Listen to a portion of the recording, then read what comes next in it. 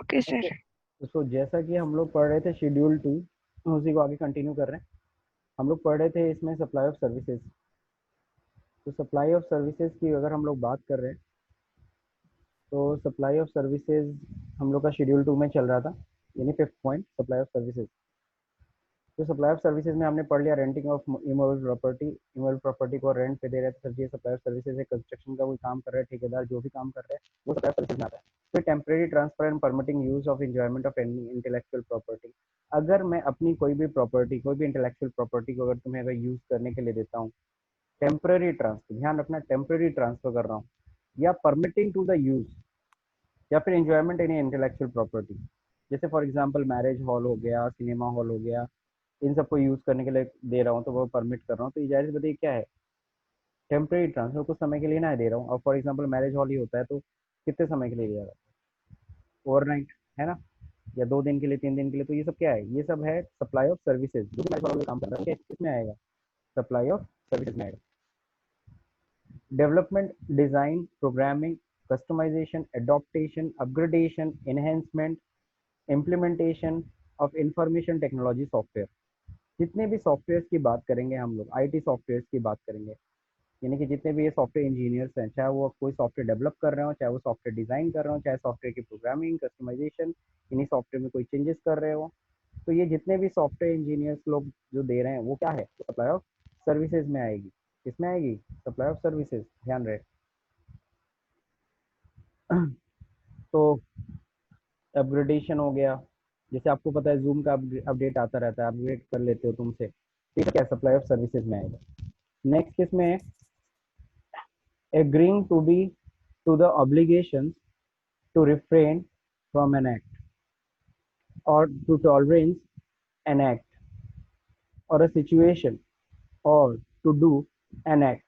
इसका मतलब क्या है, यानी कि अगर तुम अगर सिंपल सा यहाँ पे बात करो, वकीलों की कोई सर्विसेज देते हो किसी भी एक्ट को से बचने के लिए या समथिंग, कोई तुम्हारे ऊपर लॉ इम्प्लीकेट हो रहा है, तुमने उसके अगेंस्ट केस दायर किया, तो जो भी केस दायर कराते हो, किसी वकील से दायर कराते हो, या किसी भी इस तरीके से किसी भी जो भी उसके लिए अथॉरिटी हो उसके अगेंस्ट, या तुमने सपोज करो सीए से बोला, तुम्हारा इनकम टैक्स का कोई केस चल रहा है, ओके, और इनकम टैक्स के ने कोई गलत लाइबिलिटी तुम्हारे ऊपर ठोक दी है, तो तुम सीए से तुम हेल्प लेते हो, सीए तुम्हारा केस लड़ता है, तो उस केस में जो सीए जो तुम्हें दे रहा है ना सर्विसेज, वो क्या है, वो सप्लाई ऑफ सर्विसेज में आएगा, ना कि सप्लाई ऑफ गुड्स में। सिंपल सी चीज़ें तो सब समझ में आ रहा है, सप्लाई ऑफ सर्विसेज में ही आएगा। Transfer of the rights to use any goods और any purpose, whether or not for a specified period, for cash, deferred payment, other valuable consideration। अगर किसी भी गुड्स का तुम्हें राइट दिया जा रहा है, भले उसका पीरियड नहीं सेट है, इन कैश दिया जा रहा है या धीरे धीरे तुम पेमेंट करोगे उसको, लेकिन यूज़ करने जा रहे हो तो उसको धीरे धीरे उसका पेमेंट करोगे, तो उस केस में क्या होगा, उसे भी सप्लाई ऑफ सर्विसेज में आएगा।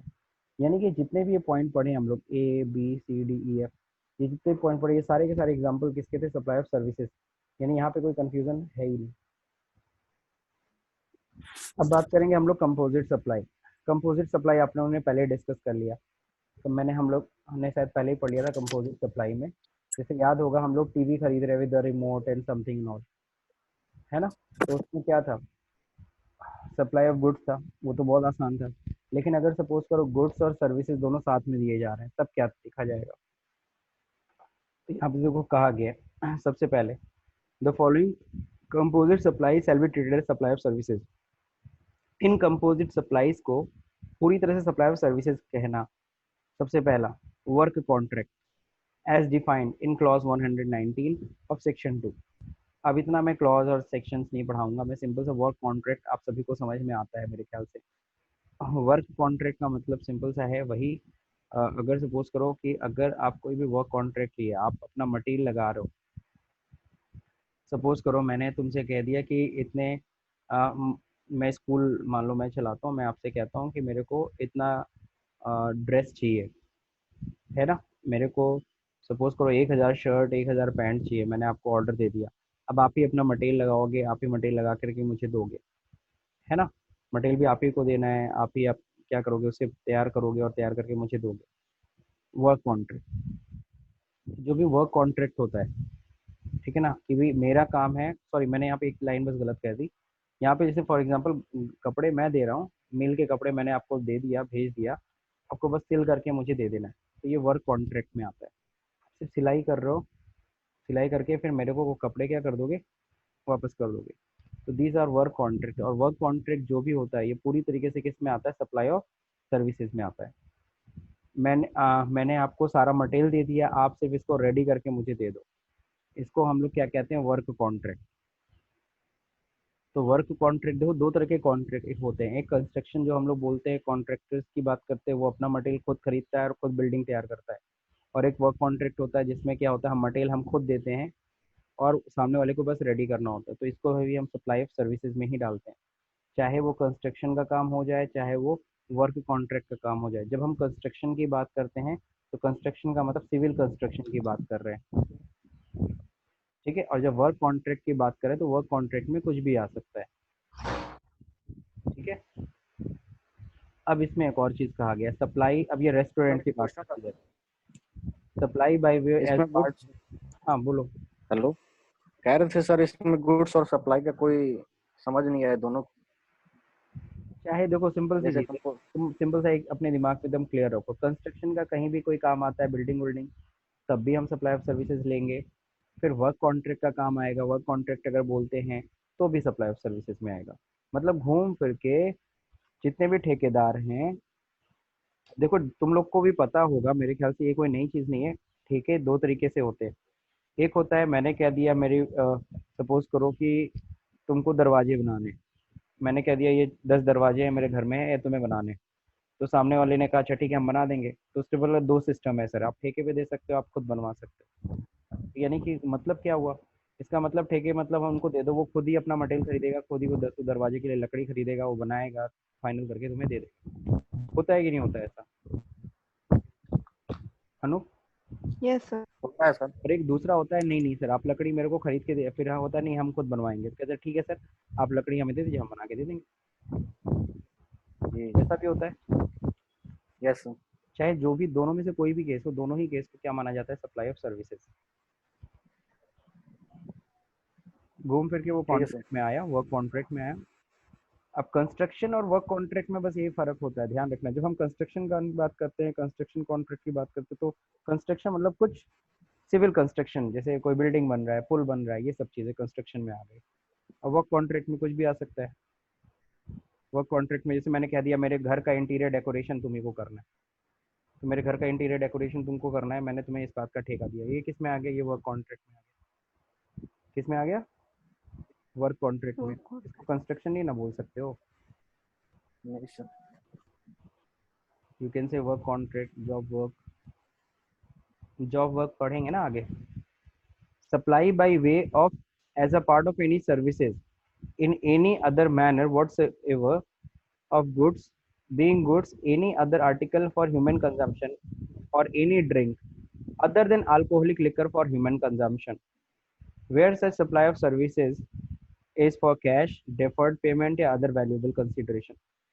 ये इतना घुमा फिरा के बोला है, इसको मतलब सिंपल सा समझ लो, रेस्टोरेंट की सर्विसेज। सिंपल सा रेस्टोरेंट में तुम्हें फूड मिलता है या कोई ड्रिंक मिलता है या कुछ भी ये सब चीज़ें दी जा रही है, तो सर उसको क्या बोला जाएगा, सप्लाई ऑफ सर्विस बोला जाएगा। सिंपल सा रेस्टोरेंट में आप गए, चौधरी स्वीट हाउस में बैठे, आप चाहे कुछ भी खाओ पियो कुछ भी करो, सर जी वो सब क्या ले रहे हो तुम, सप्लाई ऑफ सर्विसेज में, सप्लाई ऑफ गुड्स नहीं। कंफ्यूजन नहीं इन्होंने किया है। जबकि इससे पहले वैट था, तब उसमें बोला जाता था गुड्स भी है सर्विस भी है, वैट भी लगता था, सर्विस टैक्स भी लगता था।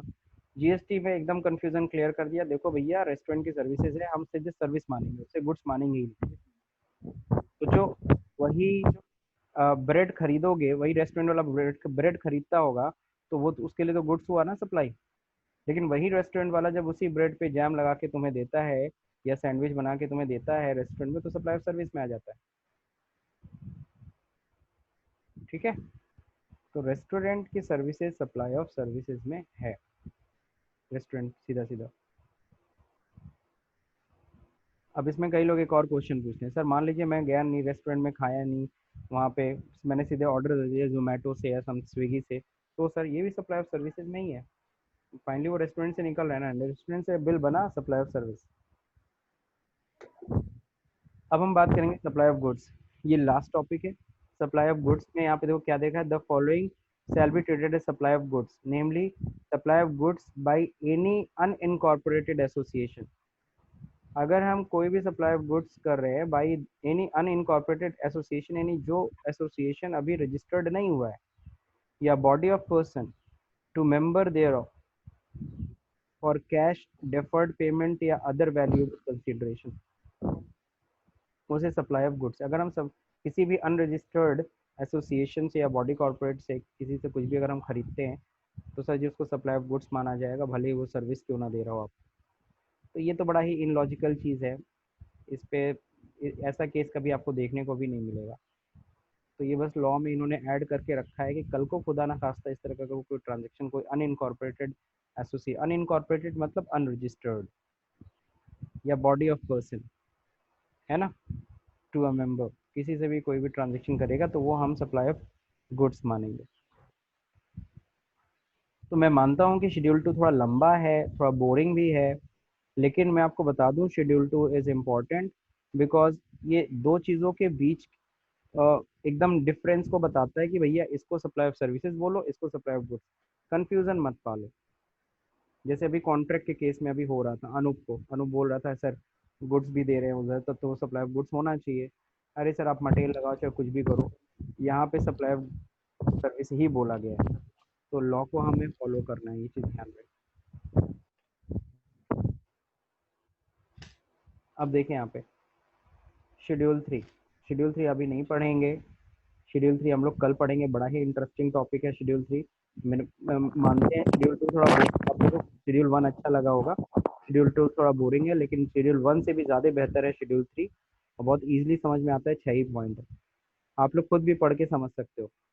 मैं बस शेड्यूल 3 का बस इतना बता सकता हूँ कि शेड्यूल 3 में जितनी एक्टिविटीज़ दी गई हैं वो सारे आपको ट्रांजेक्शन देखने को मिलेंगे, लेकिन ट्रांजेक्शन नहीं माना जाता है, उसे ना तो सप्लाई ऑफ गुड्स बोला जाएगा ना तो सप्लाई ऑफ सर्विसेज, ट्रांजेक्शन होते हुए भी उसे ना तो सप्लाई ऑफ गुड्स बोला जाएगा ना तो सप्लाई ऑफ सर्विसेज। और जब वो गुड्स भी ना तो सप्लाई ऑफ गुड्स बोलोगे ना तो सप्लाई ऑफ सर्विसेज, तो इसका मतलब है उस पर जीएसटी लेवी हो ही नहीं सकती है। Okay sir, thank you. मैं आज इतने पे ही ओवर कर रहा हूँ, मुझे पता है कि ज़्यादा हो गया है, थोड़ा सा रिलैक्स होके घर पे इन नोट्स को एक बार घुमाना और ठीक से अपना पढ़ना, अगर कोई पॉइंट में दिक्कत होगी अंडरलाइन करना, कल एक बार क्वेश्चन पूछ लेना। ठीक है सर, ये कह रहे हैं, हेलो, बोलिए। कि मतलब टाइम का नहीं हो पाए तो सर 10:30 बजे ही मतलब स्टार्ट करिए सर, 10:30 बजे की टाइम है तो। हाँ मॉर्निंग की एक्चुअली कई लोग क्योंकि मॉर्निंग। सर 12 बजे तो नहीं, 10:30 से अगर 11:30 भी होगा तो भी हमको हाफ एन आवर मिल जाएगा तैयार होने के लिए, इस वजह से कह रहा हूँ। चलो ठीक है, पे अभी डिस्कस करते हैं।